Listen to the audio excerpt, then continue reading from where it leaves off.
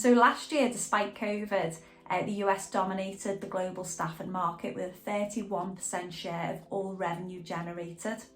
A huge global domination, and this year that's expected to grow by another 16% year on year. You see, the US staffing industry is projected to achieve a record size of $157.4 billion this year alone. And the SIA have estimated that every skill segment of the industry will experience double-digit growth by the end of this year. And the growth really is being driven by three main reasons.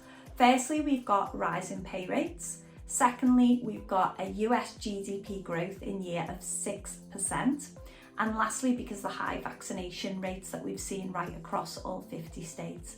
So in terms of market growth, it's definitely dominated again, but next year is really set up to be a huge year in the US. Already, the SIA are predicting that the US market will grow by a further 6% next year.